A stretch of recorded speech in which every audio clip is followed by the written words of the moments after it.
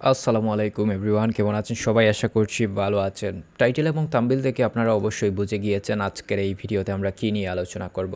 হ্যাঁ বন্ধুরা, আজকের এই ভিডিওতে আমরা জানতে চলেছি বর্তমানে ঢাকা থেকে যদি আমরা দুবাইয়ের টিকিট বাংলাদেশ বিমান এয়ারলাইন্সে কাটতে চাই অনলাইনের মাধ্যমে, তাহলে আমাদের কত টাকা লাগতে পারে সেটা এই ভিডিওর মাধ্যমে আপনাদেরকে জানিয়ে দিতে চলেছি। তো বন্ধুরা, আপনারা দেখতে পারতেছেন আমরা চলে এসেছি বাংলাদেশ বিমান এয়ারলাইন্সের যে মেইন ওয়েবসাইট, সেই ওয়েবসাইটে। এই ওয়েবসাইটের লিঙ্ক কমেন্ট বক্সে আমি আপনাদেরকে দিয়ে দেব। সো আমরা প্রথমে সিলেক্ট করেছি ঢাকা, অর্থাৎ আমরা ঢাকা থেকে কি করব, দুবাইয়ে যাব।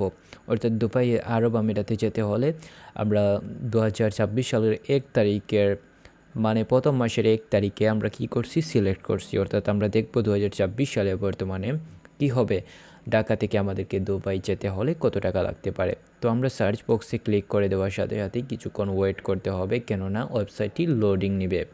সো আপনারা দেখতে পারতেছেন ওয়েবসাইট লোডিং নিতেছে, এখানে লোডিং নেবে। সো আপনারা একটু ওয়েট করেন বা অপেক্ষা করেন।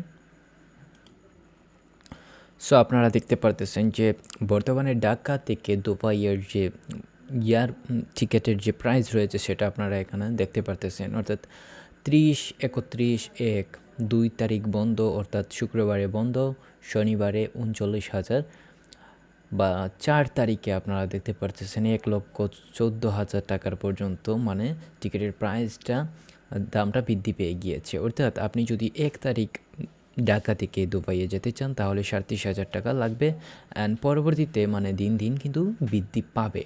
সো আপনারা বুঝতে পারতেছেন যত সময় যাবে এই যে টিকিটের প্রাইসটি রয়েছে এই প্রাইসটি পরিবর্তন হচ্ছে।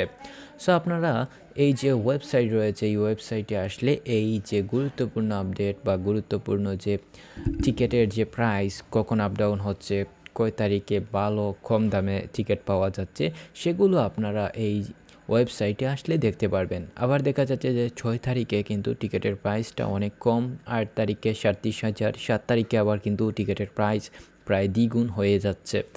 মানে এই যে বাংলাদেশ বিমান এয়ারলাইন্সের যে সমস্ত টিকিট রয়েছে এই টিকিটগুলো অনলাইনে আপনারা দেখতে পারবেন কোন কোন দিনে আপনারা টিকিট কাটলে বেশি নেওয়া হচ্ছে আর কোন কোন দিনে টিকিট কাটলে কম রেটে পাওয়া যাচ্ছে বিমানের টিকিটগুলো। তো এই ছিল আজকের ভিডিও। আপনারা অবশ্যই আমাদের চ্যানেলটি সাবস্ক্রাইব করে দিতে পারেন, আর যারা আমাদের চ্যানেলটি সাবস্ক্রাইব করে দিয়েছেন তাদেরকে অসংখ্য ধন্যবাদ।